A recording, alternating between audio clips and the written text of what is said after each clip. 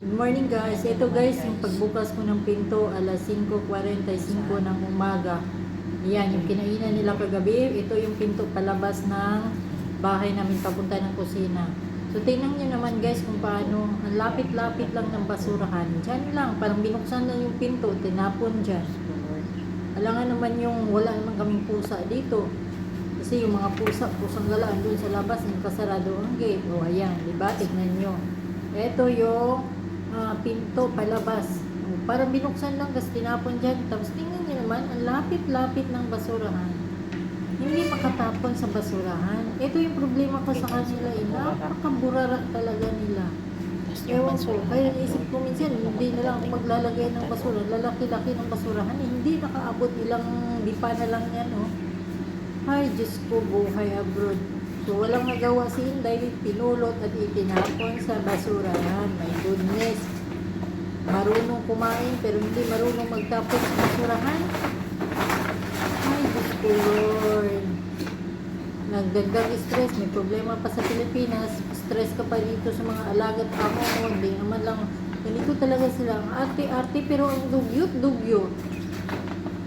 Ito talaga yung problema ko sa kanila eh. At saka isa pa, pag nahulog yung gamit o halimbawa may nahulog o pagtapon hindi na na-shoot sa basurahan, hindi na yan pupulutin guys.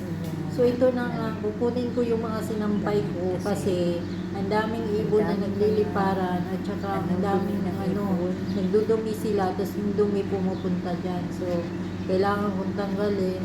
So, yun pala yung pagtingin ko kasi mainit nga dito kasi walang hangin as in a humid. So, nahulog ko yung isa. So, binalik ko na lang siya kasi may may tubig, hindi pa siya tuyo na tuyo.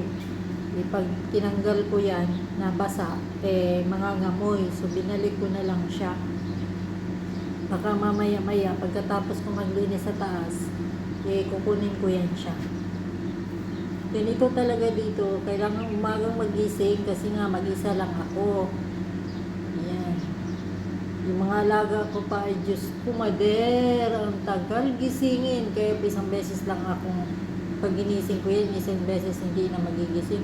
Ay bahala kayo dyan na, nanay nyo umising sa inyo. Ayan. Tapos kinakamay ko yan yung yung maitim, mga itim-itim na pang balot sa katawan nila ko, no? Yan, pinagano ko yan. So, mamaya kukunin ko yan kasi may parang ito yun guys. Kasi kagabi, nagluto ako, hindi nila kinain yung niluto ko. Bumili sila sa labas ng bumili sila sa labas ng McDonald's. Ngayon, pinagkainan nila, nilagay nga nila sa isang supot doon sa bag ng McDonald's, pero itinapon lang sa labas ng pinto. Nakita nyo naman guys. Oh, tapos malapit lang naman yung yung basurahan. Hindi na nakarating ng basurahan. Talagang pagbukas ng pinto, ayun, tinapon ng ganun sila kaburara dito guys. As in, yung para bang mabibinat yata sila pag tinapon sa basurahan. Ito talaga yung problema ko sa pamilyang ito eh. Grabe, hindi na nakarating ng basurahan. Tinapon pagbukas ng pinto palabas, doon na tinapon, hindi na tinapon hindi na talaga tinapon doon sa sa basurahan. Ang lapit-lapit lang ng basurahan. Ayan. Ayan, tingnan nyo. Oh, di ba? Ito yung pinto. Yan. Ito yung pinto. O, dyan lang tinapon. Tapos ito yung basurahan. Oh. Ito yung basurahan. Hindi na nakarating. Paglabas dyan sa pinto, yan, tinapon na. School.